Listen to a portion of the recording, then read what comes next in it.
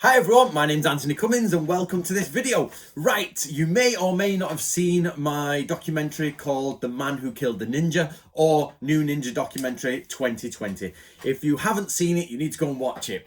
This is the afterthoughts for that video. So here we go.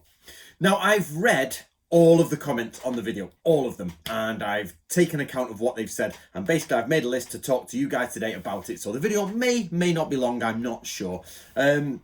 I have been told off for repeating myself a few times, so I'll try and stop that, and I'll try to be as concise as possible, so let's go.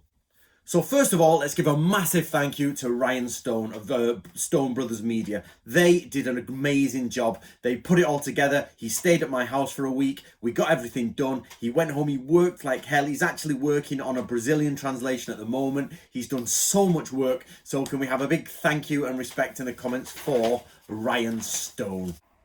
So what's the intent of this video, this one? Basically, I wanted to address all the questions that were put in the comments before, and I want to make sure that you guys see that I've read them and that I'm going to tell you the answers to them. The reason for this is that the documentary is the end of a 10-year project, or the first step in a project, and that is there's no such thing as ninja martial arts, ninja hand-to-hand combat. It didn't exist. We can't find it anywhere. It's not there. It's contrary to all history. We just can't find it. Now, a gentleman said to me in one of the comments in another video, they said the reason that he thinks my channel doesn't do so well is because I'm going over the same ground a lot. And he's right, and he is right. And that comment was quite timely because it was at the time I was planning to cut this off. So basically, 2020 or 2019 is the end of this. Is there a ninja martial art? Is there not a ninja martial art? There's not. It's not there. There is no evidence for it. We're moving on. So as I said in one of my other videos, we're now moving on from that. We're going to leave it. So this video hopefully is me explaining how we're wrapping all that up with a bow and done. Okay, so that's the intent of this video. Right, the main question I'd like to answer is the scrambled egg question, right? In the video, you see me making scrambled eggs, right? Well, you don't actually, but you see me making eggs, and people have said, oh, that's too much oil for scrambled eggs. It is, you are correct, but you'll notice that actually I'm making fried eggs and I eat scrambled eggs in the actual video. That's because Ryan stayed here for a week and we filmed different things at different times, and when we watched back the video, I was like, oh, Ryan, we made scrambled eggs the day we actually filmed the eating, but I'd made fried eggs the day we'd actually, filmed the cooking. So I was like, oh, sugar. So he was going to change it, but in the end we didn't, we just let it go. So nobody noticed that continuity error, nobody. But they said, wow, that's a lot of oil for scrambled eggs. I'm like, no. So I'm going to teach you now how to make fried eggs, because I hate those fried eggs that come where they're snotty on the top and burnt underneath. And it really does my nutting when you go to anywhere and you buy an egg and they've got black edges or brown edges with like a gooey top, and you're like, no, you need oil that comes to a certain depth. You need a low light, and you need to cook through very slowly. And then you get a spoon and you spoon it onto the top. You get a ladle with holes in it so the fat or grease comes off it. You can then put it on a plate to let it slip off, and then you put it onto the toast of whoever you're serving it to. This is the way you cook eggs. I've seen people squirt the oil on, egg in, egg is finished. What are you doing? Learn to cook. So, English style, please. None of this. I see it on every American movie. Right. So that's that comment dealt with. I'm not going to deal with the emotional comments like Antony's an idiot, or it's just fake, it's just boring, this documentary. You know, the ones where it's not actually what they think. They're just trying to have a go. So I've got rid of all emotional ones, which was a high percentage of it. It's like, I hate this guy. No, doesn't know anything. Oh, okay, fair enough, mate. Yeah, all right, then, whatever. So we're just going to ignore that. The next one is the martial arts one. People say, oh, Antony's not good enough at martial arts to interpret ninjutsu. Well, ninjutsu is not a hand-to-hand combat, and therefore you need no hand-to-hand combat skills to interpret the non-hand-to-hand combat ninjutsu. You need education, which I happen to have. So, come on, think. That's ridiculous. And anytime you like, basically, anytime you like. I caught one guy who'd whinged at me like that online, and I collared him in Japan and tried to drag him outside of a hotel, and he literally screamed for help and then ran away. So be careful. There's a few of you out there I'm going to collar when I see you, just simply because you give it too much of that. We'll soon see, won't we? We'll see. And it's been clocked before. I'll warn you now, it's been clocked before.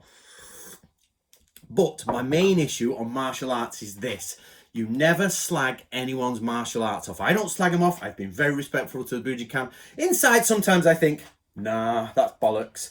Nah, that's not going to work. And I'm like, no. And that doesn't mean, but the reason I don't go around going, oh shit, that's it, is simply because people are dangerous. In the reality of fighting, when you actually fight, which I've done many times, I'm old now and decrepit, but basically when you fight, everyone is dangerous, and there's very few times you're ever going to be like doing this masterful martial arts stuff. I've got two examples, which were my favorite examples. Is there was an old American thing in the 1980s where a young boy was getting abused by his karate teacher. I think he was sexually abused. So they've been doing it for years, karate. This guy's like 1980s. They're pretty rough guys in the 80s. And the father of this boy simply put a hat on, got a pair of glasses, stood where he knew was going to be, took out a gun and shot him. It's like, okay, all them years of iron fist training took one guy to have the balls to shoot him in the head or the body. I can't remember what he did, but basically just shot. I was like, there you go then. Never annoy people like that. And the other one was an MMA fighter who was like proper, look at me, he's got his gold belt on, he had all the, the stuff, he'd rip your head off and, spit down your neck and all that. And you know what? He pushed into someone in a garage. I remember seeing it a few years ago, into like a petrol garage, a gas station. And they just went outside and got a piece of wood, just whacked him on the back of the head and just started stamping on him. I was like, all that training in the gym. So this idea that Ant's martial arts is not good enough to understand this subject that has nothing to do with hand-to-hand combat. And you should never annoy people because you don't know how hard they actually are. And even if they're not that hard, they'll just get a few mates to just do you over.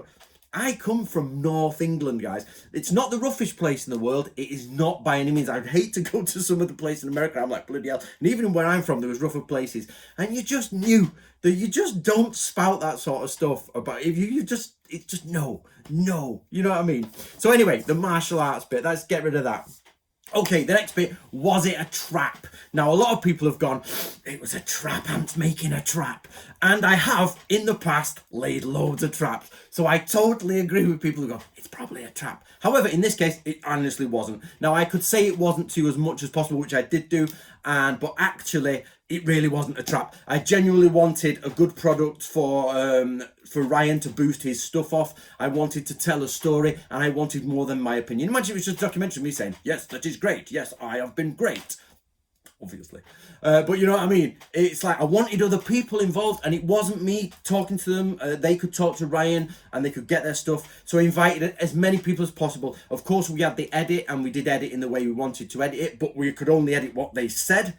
So anyway, I'll get into that in a minute. So no, it was not a trap. It happened. I have proved myself now. It was not a trap at all. It was just us trying to tell a story.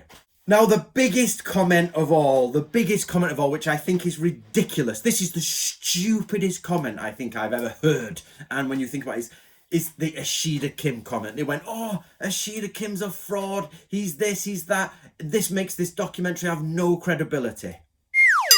Let's think about that. Should we think about that? What's the documentary premise?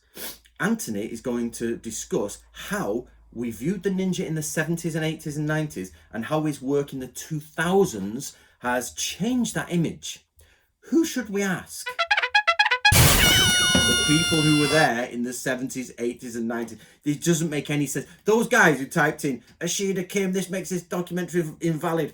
What? The question to Ashida Kim was, how did it change? What has changed your opinion? How has Antony's work affected you? Imagine me time traveling, getting a time travel, go back to a medieval Sengoku period, getting out of Doctor Who's TARDIS, who's a man, by the way. No. Female Doctor Who. No. So anyway, we're running away and we're like, stop the war.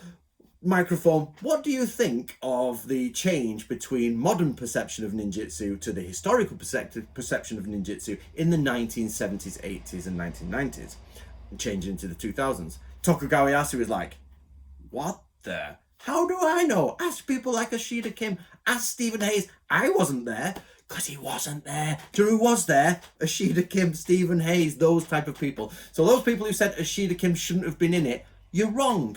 Absolutely wrong. Not even debatable. Wrong. The end of that one. Right. Okay, so who was actually asked to come on it? Now, I specifically asked Hayes, Frank Dux, I sent a message to Van Donk through somebody, Krista, Ashida Kim, Don Rowley, Dean, and I did put a message, well, not me personally, but a message put on Bullshit Martial Arts. Basically, if you were someone who's a name that's known in the ninja world, and you've done videos or books or something like that, I tried to get them involved. Of course, I asked Stephen Nojiri as well. Now, this is what I want to round up. They were all asked, and I get it, they may have thought it was a trap, but I've discussed that, and I'm trying not to repeat myself. So, they may have thought it was a trap, but I got an answer from Frank Dux, who said he wanted to be in it, but never. I said, you've got 2 weeks left with filming, you've got to be in it now. Never came back to us again. I sent multiple messages. Ryan sent multiple messages, no answer. So, he was invited and wanted to be in it, but never showed up. I don't know why. Stephen Hayes did get back to us through an intermediary, and he wanted to be in it, but then he didn't. Now, I'm going to call a bit of a weird thing on Stephen Hayes and Frank Dux.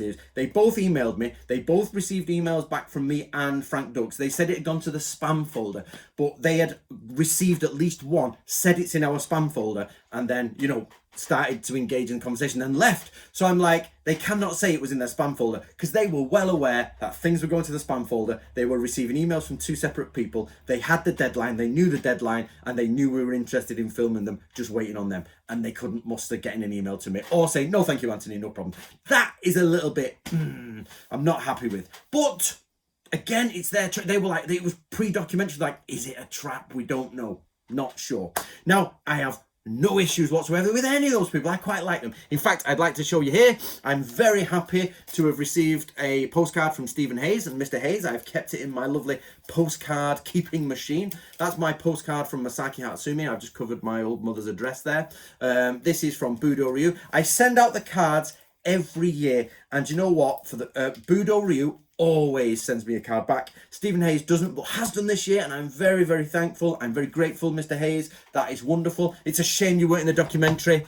It's just a shame. I really wish you were, and I wish, in fact, we have spoken in the past, me and Stephen Hayes, but Stephen Hayes, if you're watching this, let's have a Skype. We've never Skyped. Let's Skype whenever you're ready. So that left us with just Ashida Kim, really, from that era to tell the story of the 70s. But unfortunately, we couldn't put all of his speech in, simply because this is the number one thing most people don't understand. And I had to learn this. It's not something like they're bad and I'm good. You literally have to learn, when you are making documentary videos or something like that, you have to skip every 30 seconds. So every 30 seconds to a minute, you have to change edit. Otherwise, the people go like this. That's why you don't get a massive people watching for the extended time of YouTube, because it's just me talking. So you always see on your statistics, oh, you know, they drop off at this point, because there's only people who are really interested carry on, like you guys. So basically, you have to swap, and these people would just talking one way, talk, and you can't. And Stephen Nojiri did it. It was like, Stephen, don't do that. I said, get him into sound bites, and he did about 3 or 4 minutes, maybe 2 minutes. So you'd have to cut a section out. But the problem is if you're trying to cut out the bits, you then start to manipulate what they're saying, and you try not to. If you watch the Stephen Nojiri parts, some of them grammatically don't make sense. Not because Stephen is grammatically not making sense, because we've had to pull parts. It's still what he said. We haven't changed anyone's meaning. Now, that leads me to this. We were going to put everybody's interview up. So Ashida Kim's interview went up after ours, so you could see what he said and where he said it. Stephen Nojiri didn't want his put up. He said, no, it doesn't really matter. Now, of course, we were going to do Hayes with Krista. Now, Krista never got back to me, which was a little bit of a shame. Sent me a Christmas card, but, you know, that's not actually this year's Christmas card. It's another one. But could have got back. But I fully understand why Krista did it. Krista's probably the best example of what should have happened. It's like, no, I'm not going to be in it. I just wish Krista had emailed back saying, no, thank you, Antony. I don't want to be in it. Okay, no problem. People are forgetting. You can say, I don't want to. Okay, that's no problem. Just an answer would be nice. So that leads us to, basically, the question, why are there no Japanese people in it? Well, the simple answer to that is just technical issues. Ryan and I, as you all know, are not Japanese speakers. We've lived in Japan, we have a smattering of Japanese, but we couldn't hold an interview in Japanese.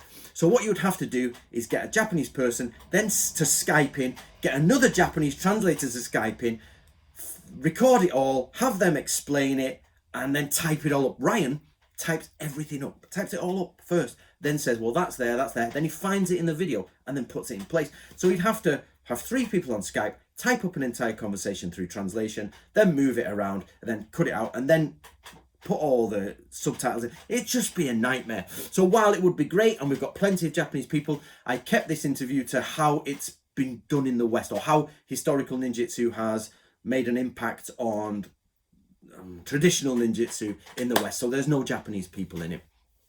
But that leads me to Don Rowley, which I think he made a really strange move, to be honest. I'm like, if it was me and they said to me, do you want to be in a documentary? I'd say, no, I don't trust you. Go away. You know what I mean? And I wouldn't have minded that answer. I'm like, no. But Don said something strange. He says, and so to set the series, I've got no contact with these people. So I sent Ryan to Bullshit Martial Arts. So Bullshit Martial Arts is something I invented back in the day, a place for people to discuss what is fake, what is not. I then, of course, left Facebook. Left the group, left Facebook, left all that. So they sit in that hub there and they discuss what they think is right, what they think is wrong. Now I got Ryan to join that group and say to them, hi, my name's Ryan. I'm the producer of this new documentary. Would you like to be in it?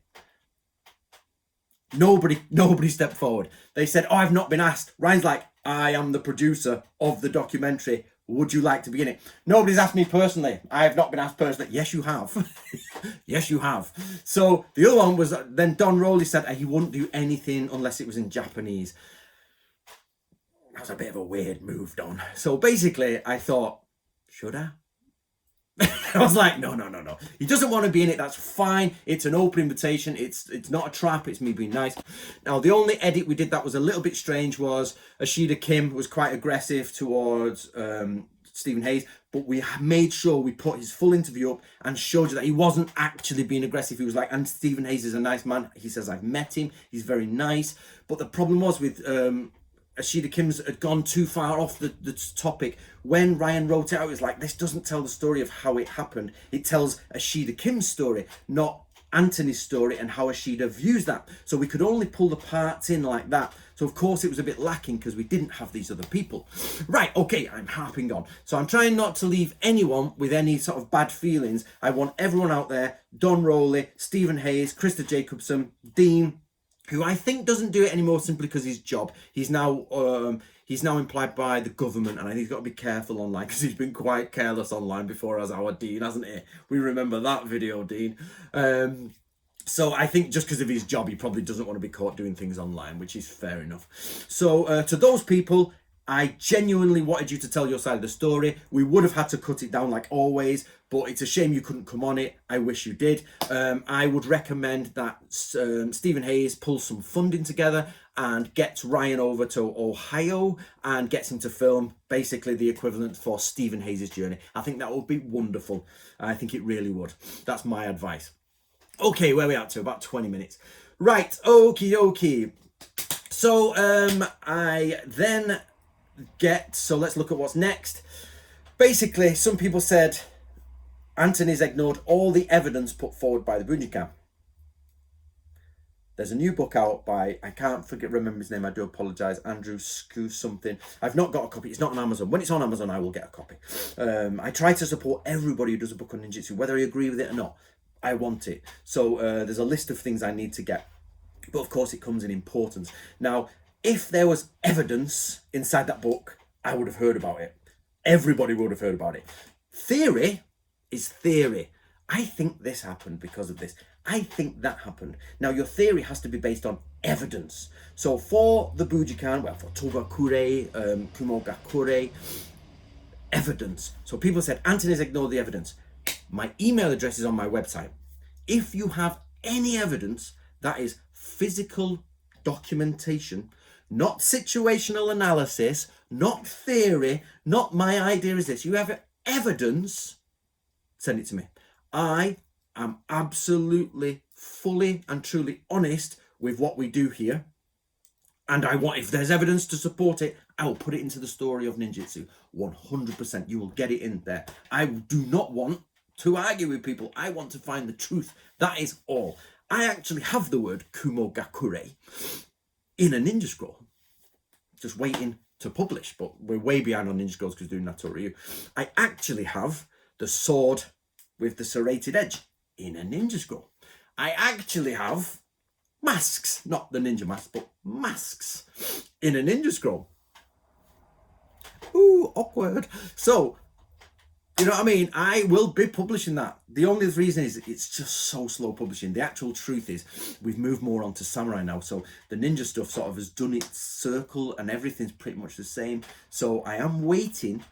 I've got a project in mind, but I have to wait until, not Naturi's finished, until there's more demand for the books. Like my thing showed, it's a good demand, but not enough where the publishers, like, well, basically the translators, if it funded all of them full time for work, as they go to work, it would be much easier. But the amount of money we get doesn't fund 3 people to work. If it did, you'd get loads and you'd get all this. So when the book sales go up, we'll get more. So sorry guys, I want you to have it. I want to put it out there. Come on. So by the way, Kumo Gakure is not Kumo Gakure Ryu. I've just found the term in there. Okay, so show me the evidence. Show me the money. Right. One of the comments I got was, he's white, he can't do it. White men can't dance.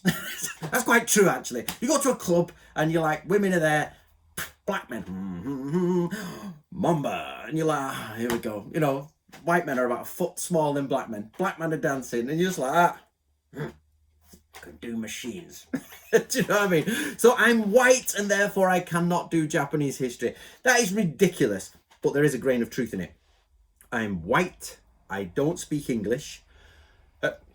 No, I don't speak English. I'm white, I don't speak Japanese, but I only speak English.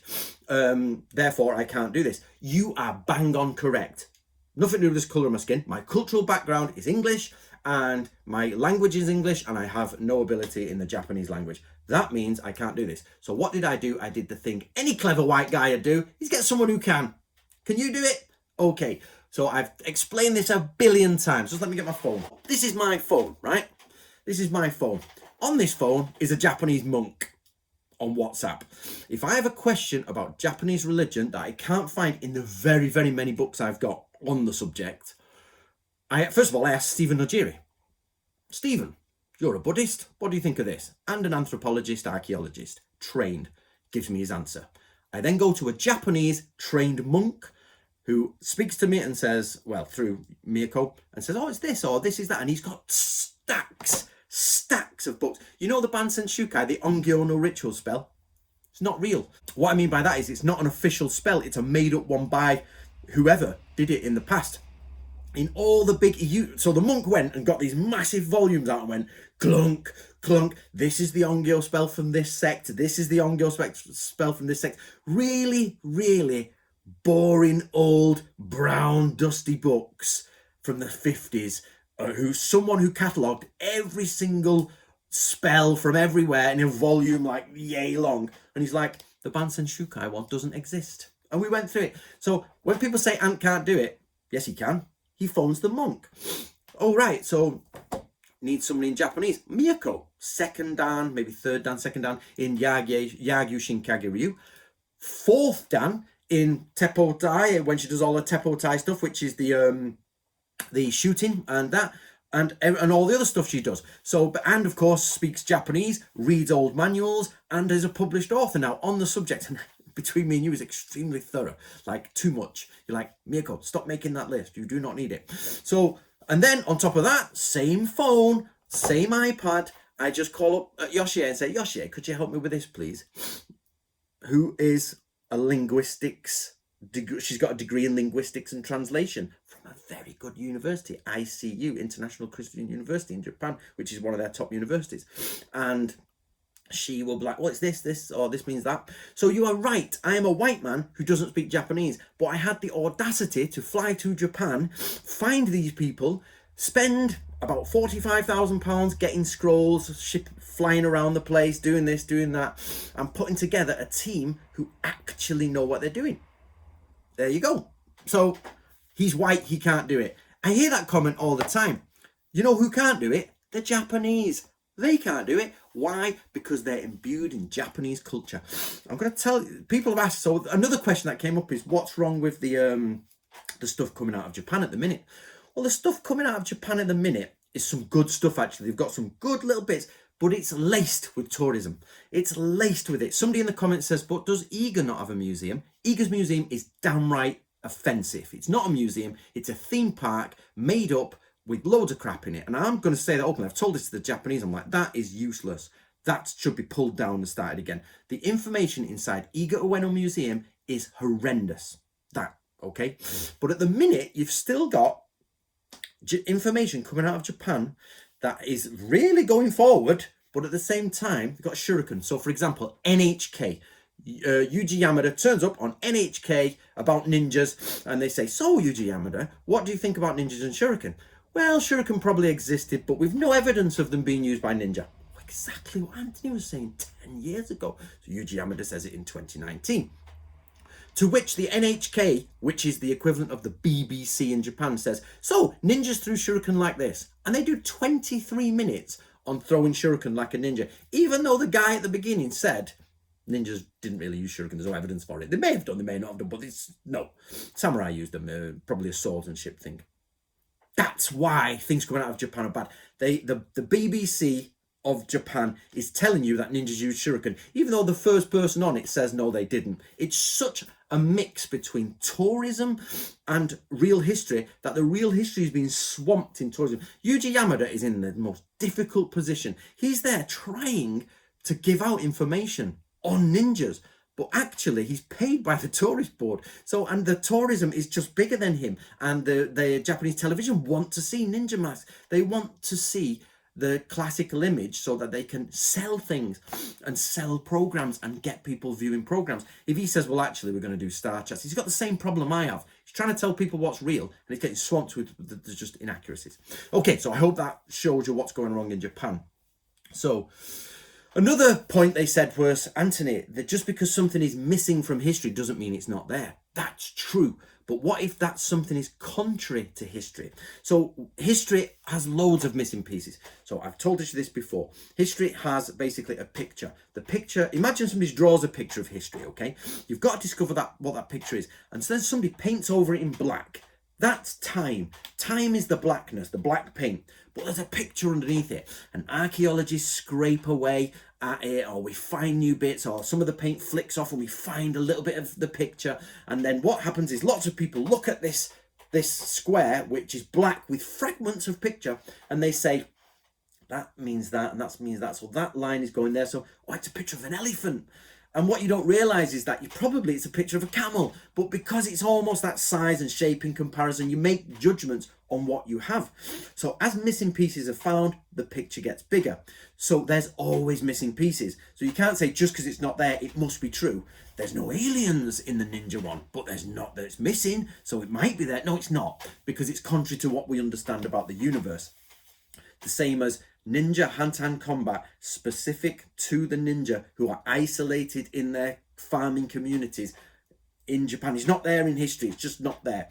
They doesn't appear. Now, Togakurin may appear one day. That would be amazing. You know, which is the ninja school. That might be missing. But this idea that their actual oral history is contrary. So be careful, guys, about missing information versus contrary information. You can have missing history.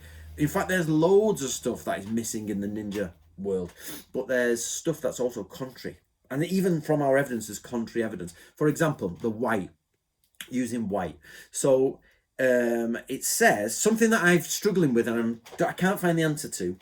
By the way, let me do a quick offshoot. If you have a problem, first you try and find an answer. If you honestly can't find an answer, then it's probably a problem. And I'm still working on this one. Is they say, when it's a bright moon-filled night, wear white. Don't wear black because it shows up too much. But when you're traveling in the moonlight, use white on your feet so you can see them, or use white as markers. So on one hand, you use white so you can see it in the dark. On the other hand, you use white to actually hide you in the dark of night. So they don't match. Now, the only answer I can come up with, the only answer is that on a flooded moonlit night, it's better to wear white just simply because a black shape will be seen, which is fair enough. But the other time is when the moon is full and you're trying to find your way. It's dead easy. It's dead light. You just walk. So when the moon is not full, use white paper on your feet, white markers, because that little bit of moonlight will glint off the white. That's the only answer I've come up with for that, which is probably true, but that is only a theory based on the evidence. Right, okie dokie. So I'll just do a bit quick recap. I am very happy at the way the documentary came out. So far, it's got 30,000 likes, which is superb. My channel does hardly anything, but that did really well, so thank you to everyone. Ryan Stone did an amazing job, and we are going to do a follow-up. I just need enough money to get to Japan. We're going to go film in Japan for the follow-up. Let's hope we can get it to work. Ryan's ready to go. I'm the pauper. I'm the one with no money. I'm the one eating raw potatoes because I've got, you know, ever since I moved into a house, basically, your money just goes whoosh, gone. And bit by bit, it's decaying around me as I'm trying to, like, you know, do more books. So when I can get the funds to get to Japan, I will get there and we'll film a follow-up one. I am very grateful for Stephen Hayes and Krista Jacobson for sending me New Year's cards. Thank you very much. I understand that Krista didn't want to be in the video, but I wish she would have just said so. Stephen Hayes, I'm not sure why he didn't turn up in the end. He said he wanted to do, but again, Stephen, let's Skype. I think I have told this many times. Stephen Hayes is in the best position out of all of us. He is in a better position than I am. He's in a better position than Hatsumi is. He's in the best position of all. Why? Because he could literally springboard now into something totally new and refreshing. Hatsumi Sensei can't, because one, he's very old now, of course, and he probably can't be bothered. But, you know, he's always, this is what he says, you know, that's his system, that's his school, he's got to do that. Whereas Stephen Hayes can say, well, I went to Japan to learn these things, and now we're 40 years on and new information has come out, and I can actually guide us this way. So I've said this to Stephen Hayes before, let's get a historical book done. Let's do it. Would be wonderful. Who else have we got? So basically, nobody turned up from the other stuff, which is fine. Big thank you to Ashida Kim for doing his stuff. You know, I apologize to Ashida Kim because we couldn't use loads of his stuff because it didn't really fit the story, but we tried to use it as best we could. We didn't want to start any trouble between Stephen Hayes and Ashida Kim. That's why I've put Ashida Kim's full thing up so you can see he is not having got Stephen Hayes. He's very respectful of Stephen Hayes, but it was nice to put that bit in the documentary because it showed how much arguing was going on. That's what I wanted to show, is the arguing was going on, and then people are still friends but they're debating, and that's the only time we got that. Of course, Stephen Nojiri, he was in it.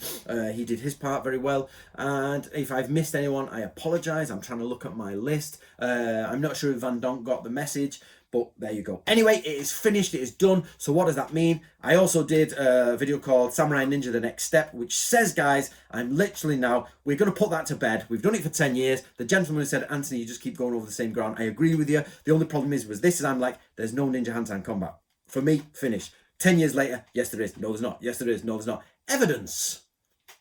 No evidence. Yes there is, yes there is, yes there is, yes there is. You're white. Yes there is, yes there is. Evidence stacking. You know what I mean? So now, end.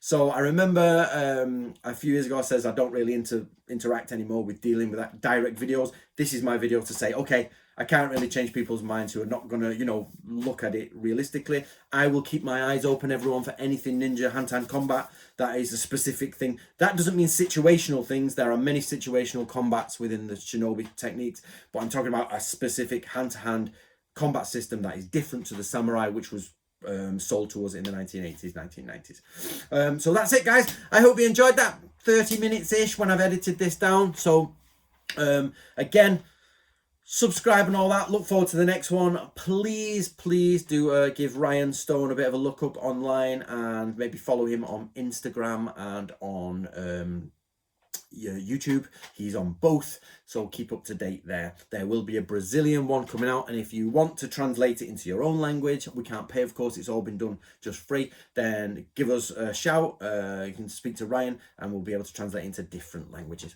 All right, guys, thank you very much. My name's Antony Cummins, and I hope you have a good day, and I hope you enjoy the rest of 2020.